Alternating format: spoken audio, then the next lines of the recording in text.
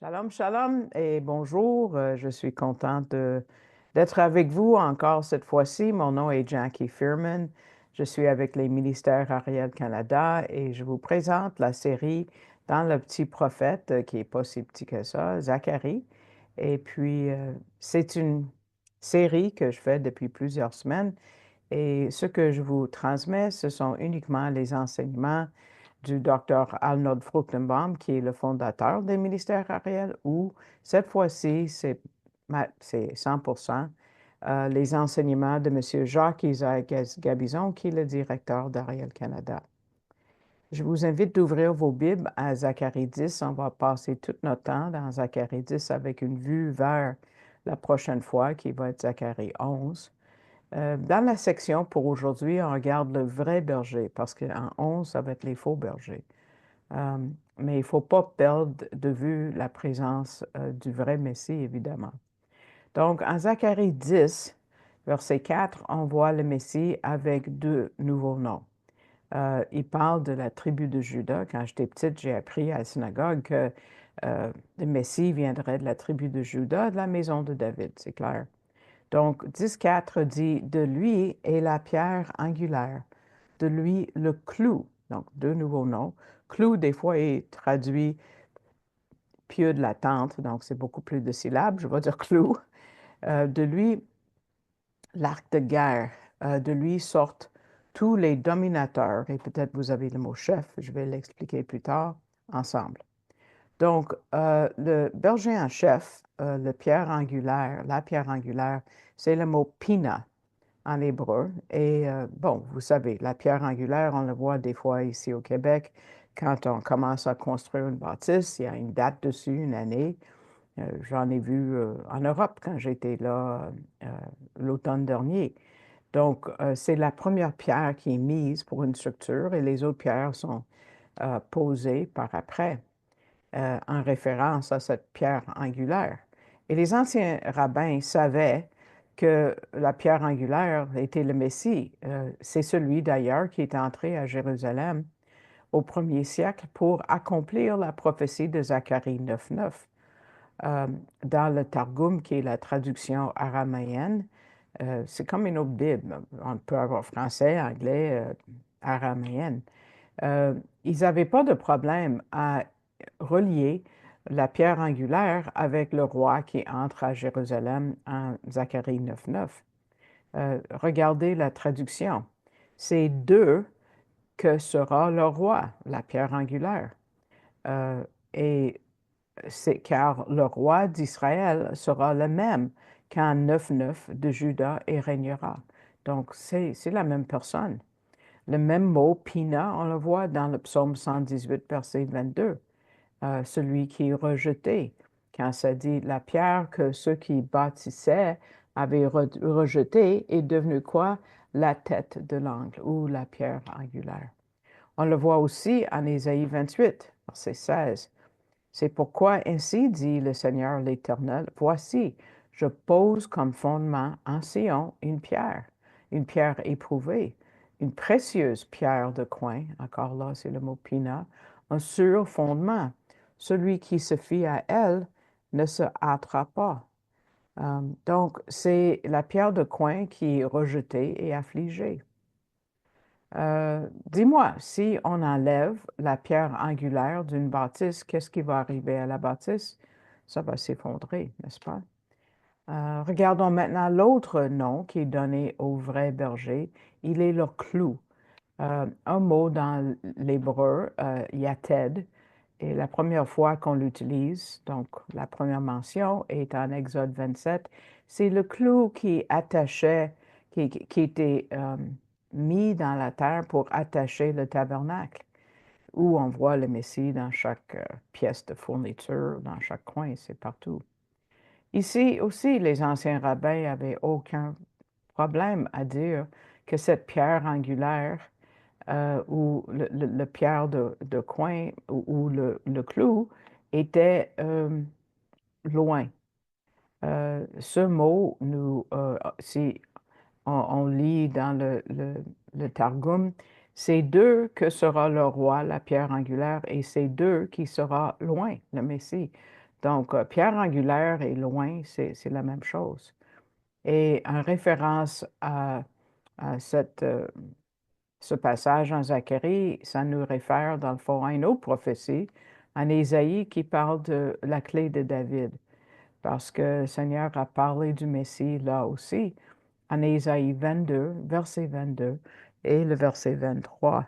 Se dit, et je mettrai la clé de la maison de David sur son épaule, et il ouvrira, et personne ne fermera, et il fermera et personne n'ouvrira. Ça sonne même comme les évangiles quand on parle à Pierre.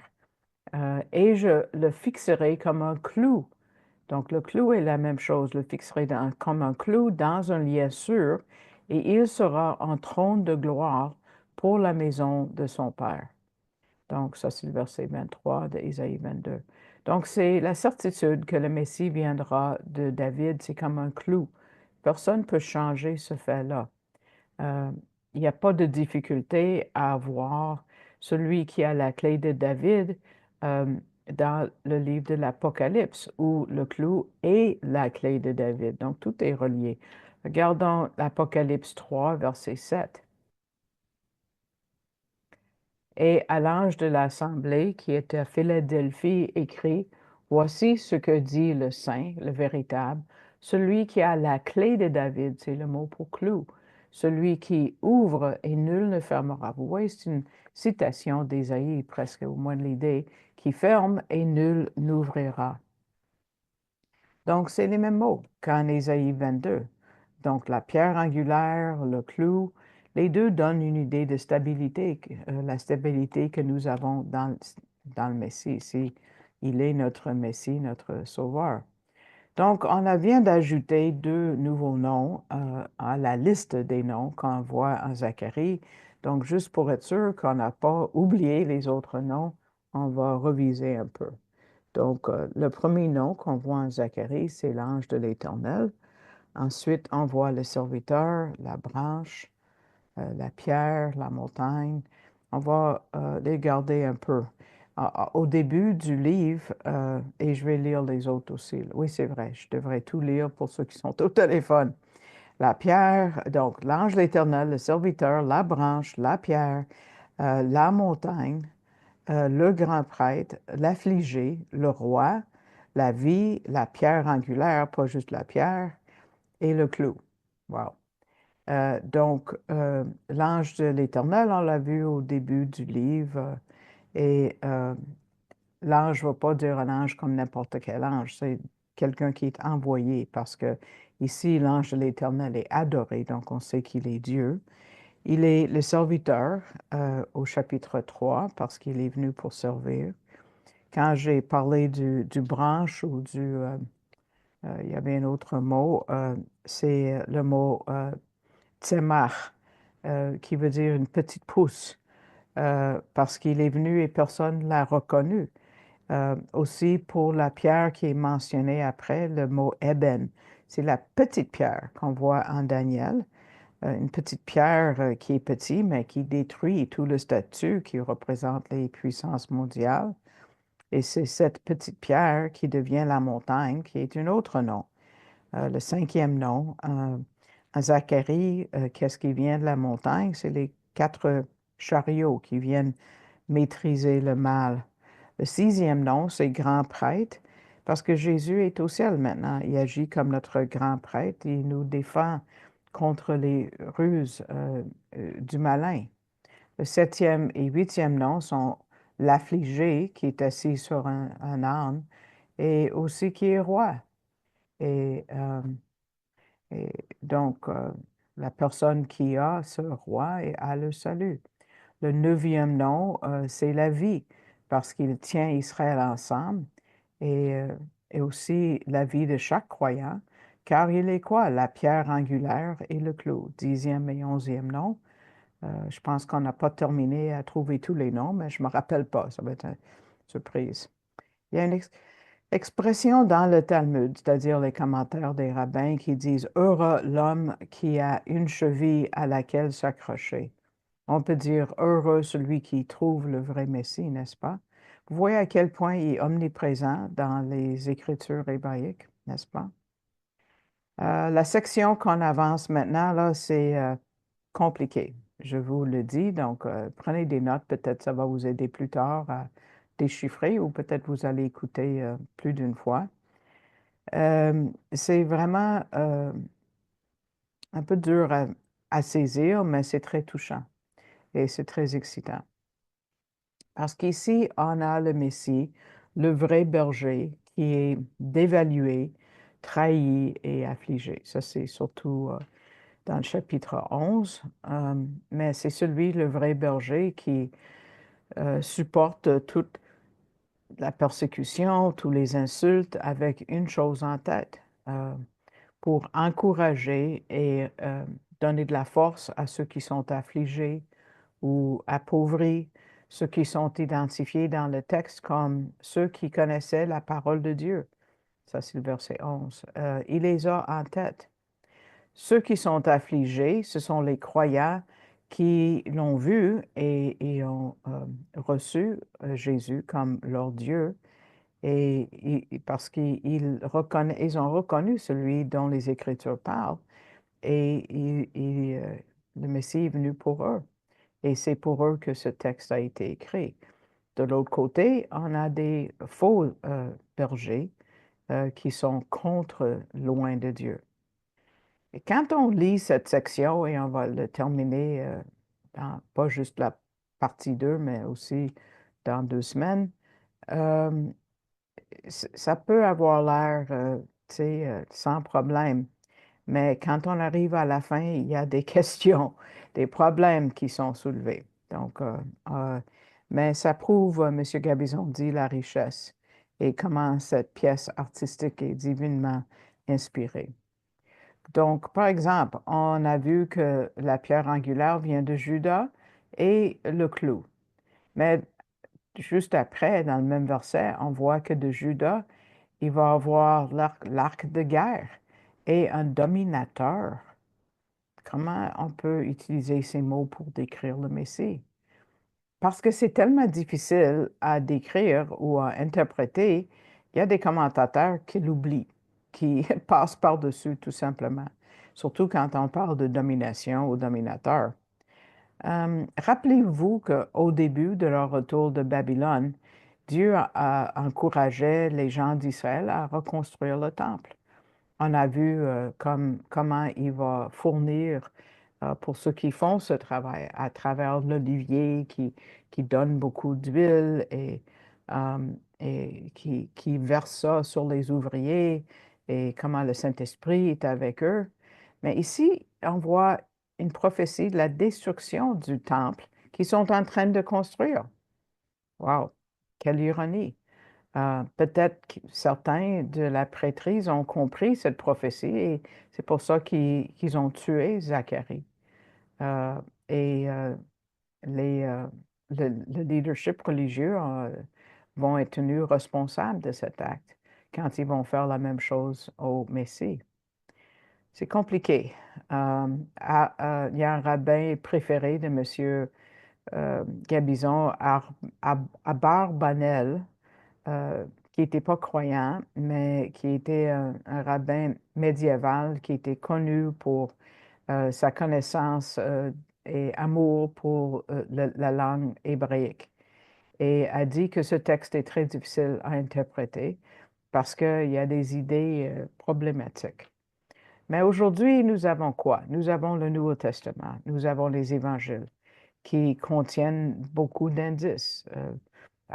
Barbanel aurait pu s'il avait reçu le Seigneur, mais il n'a pas accepté le Nouveau Testament. Mais à la fin, même si on ne comprend pas la moitié de ce qui se passe, il y a une bénédiction si on passe à travers le texte ensemble. Donc, M. Gabizon dit, êtes-vous prêt pour une énigme de proportion biblique? Et ça monte l'anticipation.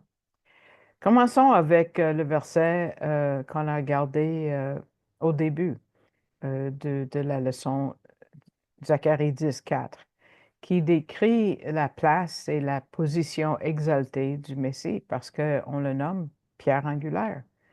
Euh, on l'appelle un peu la cheville, La cheville attache chaque personne, dont vous et moi, à Dieu. Mais regardons le reste du verset. Ça dit c'est de lui que provient l'arc de bataille. C'est de lui que tous les dominateurs, ou peut-être vous avez le mot chef, sont réunis. Commençons avec la première expression, de lui vient l'arc de bataille. Est-ce que ça réfère à la deuxième venue, quand Jésus revient comme roi des rois? Est-ce que ça réfère à la première venue, quand lui et ceux qui le suivaient étaient face à beaucoup d'opposition? Ou est-ce que ça réfère aux deux? À la première venue, Jésus a averti ses disciples qu'il n'est pas venu faire de la paix. Beaucoup de Juifs aujourd'hui, quand on les rencontre, quand je fais de porte à porte, ils disent, si il était le Messie, où est la paix? Mais vous voyez, Jésus a promis qu'il n'était pas venu pour donner la paix, mais une épée. Malheureusement, c'est le verset que j'ai cité à ma mère le jour que je lui ai dit que je croyais en Jésus. Je dis, vous voyez ici, même si ça faisait 2 semaines déjà uniquement que je connaissais le Seigneur, j'ai dit, c'était promis dans les Écritures qu'il y aurait une division. Euh, Matthieu 10, versets 35 et 36, maintenant, je n'aurais pas cité ça à ma mère, car je suis venu jeter la division entre un homme et son père, entre la fille et sa mère, c'est ça que j'ai cité, entre la belle-fille et sa belle-mère. Et les ennemis d'un homme seront les gens de sa maison. C'était exactement ce que je savais que j'allais vivre, mais ce n'était pas le moment. Donc, est-ce que c'est l'arc de bataille que vous et moi, on est appelés à transporter? Euh, Parce qu'on peut regarder en arrière et voir comment ces mots-là vont bien avec notre histoire qui continue.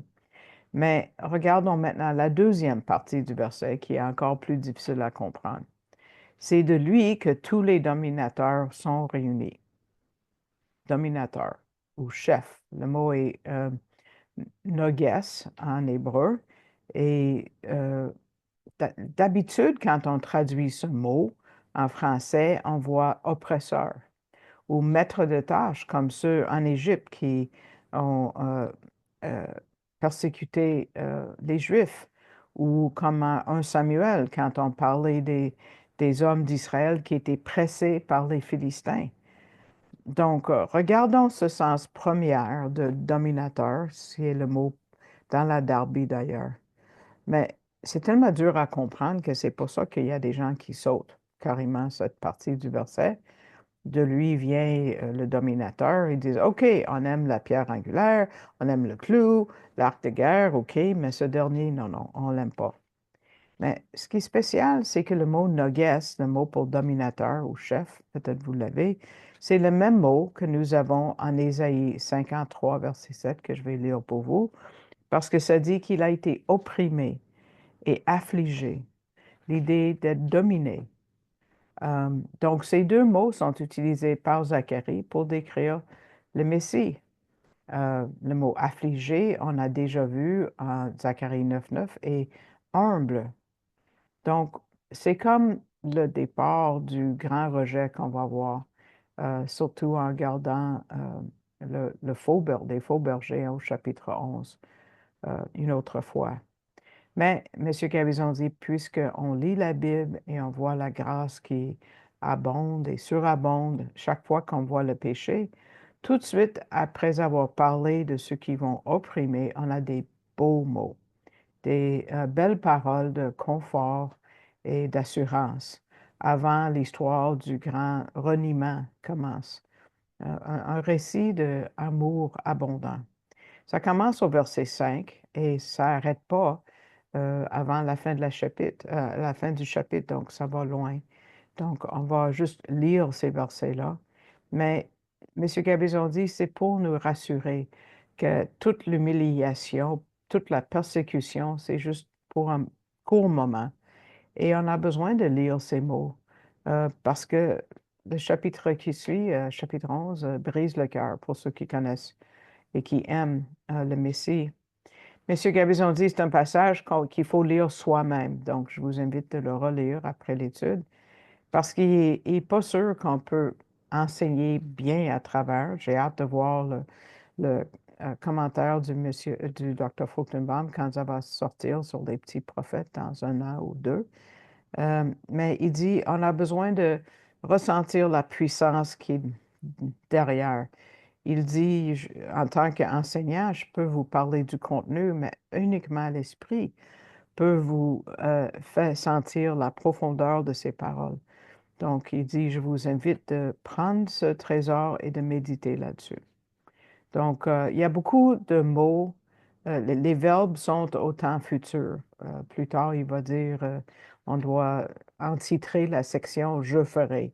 Mais en anglais, c'est I will, qui s'applique à tous les verbes qui suivent. Euh, Tu peux les compter 10 fois. Donc, tu peux voir qu'il y a quelque chose qui s'en vient. Donc, lisons versets 6 à 10. Et je rendrai, encore le futur, forte la maison de Juda, et je sauverai la maison de Joseph, et je les ramènerai, car j'userai de miséricorde envers eux, et ils sauront, comme si je les avais pas rejetés, car je suis l'Éternel, leur Dieu, et je les exaucerai. Vous voyez le futur là-dedans beaucoup. Et ceux d'Éphraïm seront comme un homme fort, et leur cœur se réjouira comme par le vin, et leurs fils le verront et se réjouiront. Leur cœur s'égayera en l'Éternel. Le futur est partout. Et je les sifflerai et je les rassemblerai quand je les ai rachetés, et ils multiplieront comme ils avaient multiplié. Et je les sèmerai parmi euh, je les sèmerai parmi les peuples, et ils se souviendront de moi dans les pays éloignés, et ils vivront avec leurs fils, et ils reviendront. Et je les ramènerai du pays d'Égypte, et je les rassemblerai de la Syrie, et je les ferai venir au pays de Galade et au Liban, et il ne sera pas trouvé assez de place pour eux. Wow! C'est une C'est un exercice dans le temps futur, simple, du français. Euh, c'est suffisant pour rencontrer toutes les difficultés que nous pouvons rencontrer sur la Terre, toutes les promesses qu'il y a là-dedans, mais on n'a pas vu le meilleur, parce que pour la grande finale, on a et le Messie et l'Éternel qui parlent ensemble. Regardons les versets 11 et 12. Et je vous mets au défi de décider qui dit quoi. C'est pas facile. Verset 11, et il passera par la mer, par l'affliction, et dans la mer il frappera les vagues, et toutes les profondeurs du Nil seront desséchées, et l'orgueil de l'Assyrie sera abattu, et le sceptre de l'Égypte sera ôté. Je les fortifierai dans l'Éternel, et ils marcheront en son nom, dit l'Éternel. Je les fortifierai en l'Éternel, dit l'Éternel. Hmm. Dans les versets 5 à 10, c'est sûr que c'est l'Éternel qui parle, mais tout d'un coup, au verset 11, il dit, il passera par la mer, par l'affliction. C'est qui l'affligé? Cette personne affligée prend les devants et dit, je vais les fortifier dans l'Éternel. Mais il signe tout le discours à la fin par dit l'Éternel. Ça n'a pas de sens. À moins que vous compreniez qui est le Messie. Le Messie est l'Éternel. Euh, il y a une échad, comme je parle souvent de cette unité composée. Donc, c'est très beau. Dans ces mots d'encouragement, on voit un patron biblique typique. Des prophéties de guerre et de destruction et du rejet ont toujours un passage d'encouragement qui suit. Euh, donc, le Seigneur dit le fait et ensuite il nous réconforte. Donc, il dit, peut-être on peut appeler ce texte la symphonie divine de Je ferai. Donc, ici, on prend fin on est à la fin de la première partie. Je vous remercie de votre écoute et j'espère, et c'est toujours ma prière, que vous soyez bénis. Si vous écoutez plus tard, mettez le pouce vers le haut pour augmenter notre visibilité. Si vous avez le goût, vous pouvez vous abonner, recevoir des avis à toutes les fois qu'une nouvelle vidéo sort.